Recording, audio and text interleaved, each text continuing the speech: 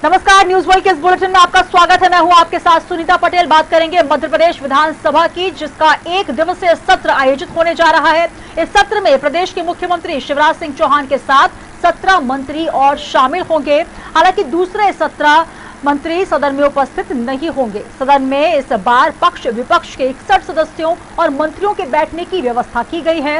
एक दिवसीय इस सत्र में कार्यवाही के दौरान दिवंगत नेताओं को श्रद्धांजलि दी जाएगी, जबकि विधानसभा अध्यक्ष का चुनाव नहीं होगा।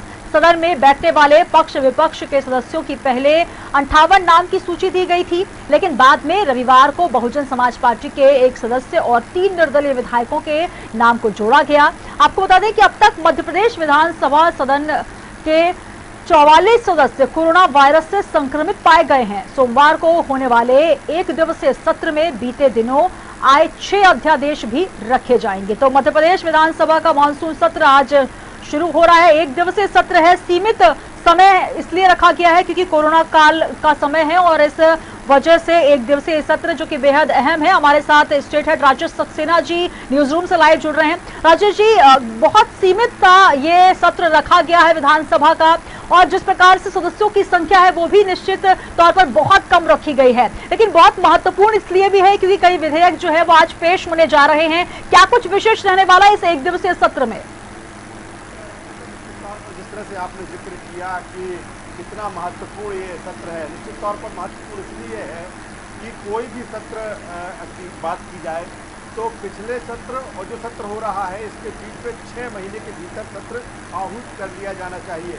लेकिन हमने जिस तरह से देखा कोरोना के चलते लगातार गतिरोध बना रहा सत्र को लेकर। पिछला सत्र मार्च में हुआ था, उसके बाद कोई सत्र नहीं हो पाया और यही कारण था कि 6 महीने पूरे हो रहे थे।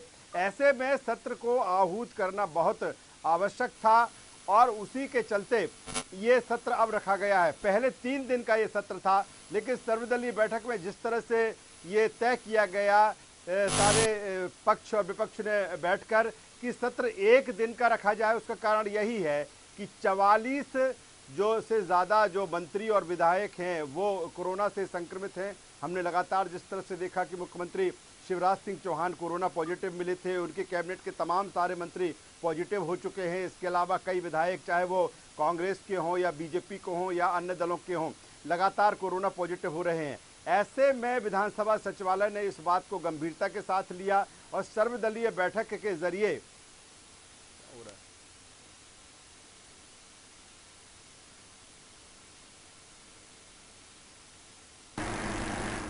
तो मध्य प्रदेश विधानसभा का मानसून सत्र है, 12 महत्वपूर्ण विधेयक पेश होंगे। राजेश जी हमारे साथ लगातार जुड़े। राजेश जी, बहुत महत्वपूर्ण जानकारी आप दे रहे हैं। जिस प्रकार से 44 जो विधायक हैं वो कोरोना पॉजिटिव पाए गए हैं और अब सत्र जो है बहुत सीमित है, बहुत कम सदस्यों के साथ अहम विधेयक पेश होने हैं। किस प्रकार की जानकारी जो आप दे रहे थे, बिल्कुल उसको लेकर यही लगता है कि एक दिन में तमाम विधेयक पेश हो जाएंगे जो कि जनता से जुड़े हुए हैं। लेकिन विपक्ष की अगर हम बात करें, विपक्ष लगातार तैयारी में बैठा है और जिस प्रकार से पूर्व सीएम कमलनाथ की बात करें, उनका भी यही कहना था कि तमाम मुद्दों को लेकर विपक्ष अपनी तगड़ी तैयारी कर रहा है। लेकिन क्या लगता है एक दिन में क्या कुछ विपक्ष कर लेगा? बिल्कुल सुनीता, पहले तो जिस तरह से अध्यादेश और विधेयक की हम बात करें, 11 विधेयक के कल ही रात को जिस तरह से विधानसभा सचिवालय ने ये फैसला किया कि 11 विधेयकों को अलग कर दिया गया है। अब 4 अध्यादेश ही विधानसभा में सदन के पटल पर रखे जाएंगे। जो सबसे महत्वपूर्ण विधेयक हैं वो रखे जाएंगे। दूसरी तरफ सबसे पहले हम ये आपको बता दें कि 11 बजे सदन की कार्यवाही शुरू होगी और कार्यवाही शुरू होते ही पूर्व राज्यपाल लालजी टंडन सहित जो दिवंगत नेता हैं, जो विधायक हैं पिछले सत्र और इस सत्र के बीच में, उनको श्रद्धांजलि दी जाएगी। वो अमूमन ऐसा होता था सुनीता, हमने जिस तरह से देखा है कि श्रद्धांजलि देने के बाद जो सदन की कार्यवाही है वो अगले दिन तक के लिए स्थगित कर दी जाती थी। लेकिन चूंकि 1 दिन का ही ये सत्र है तो 10 मिनट के लिए सदन की कार्यवाही को स्थगित किया जाएगा और फिर 10 मिनट बाद फिर सदन की कार्यवाही शुरू होगी। जिन विधेयकों की या जिन अध्यादेशों की हम बात कर रहे हैं उसमें सबसे महत्वपूर्ण बात यही है कि कृषि से संबंधित एक जो अध्यादेश है वो इसमें लाया जाएगा। साथ ही वित्तीय जो विधेयक है वो इसमें पेश किया जाएगा।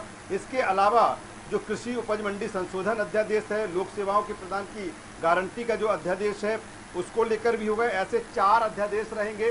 दूसरी तरफ सबसे महत्वपूर्ण सुनीता आज के सत्र को लेकर ये है कि लंबे समय से जिस तरह से देखा जा रहा था कि बीजेपी की सरकार बनी लेकिन बजट सैंक्शन नहीं हो पाता, नहीं हो पाया, और बजट सदन से ही सैंक्शन होता है। हमने देखा जिस तरह से मार्च में जो सत्र था वो अनिश्चितकाल की स्थगित कर दिया गया, फिर एक सत्र को और आहूत किया जाना था जिसको मानसून सत्र हम कह रहे थे, वो भी आहूत नहीं हो पाया। तो आज कृषि अध्यादेश या लोक सेवा गारंटी अध्यादेश, ऐसे जो 4 अध्यादेश हैं, इसके अलावा बजट सरकार के लिए सबसे बड़ी प्राथमिकता होगी कि बजट को सदन से पास कराया जाए।